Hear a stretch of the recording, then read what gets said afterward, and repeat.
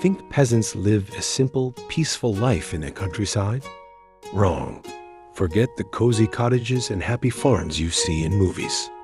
The real life of a medieval peasant was brutal, dirty, and short. From the moment the sun rose, peasants were already in the fields.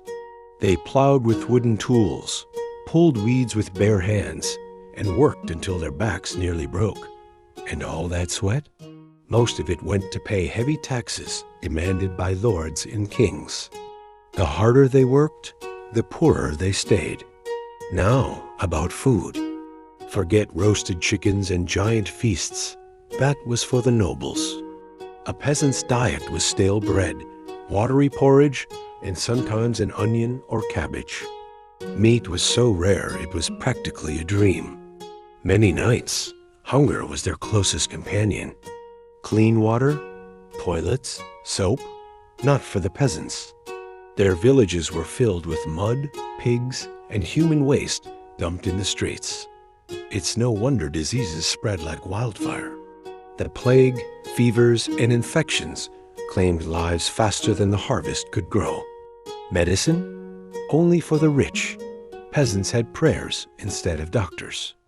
And then there was the church. Priests reminded peasants every week that their souls were at risk of eternal hellfire. On top of serving their lords, peasants also owed tithes to the church. Imagine working endlessly and still losing part of your grain just to keep God's house satisfied. Fear and faith controlled their every step. Entertainment? Don't expect much.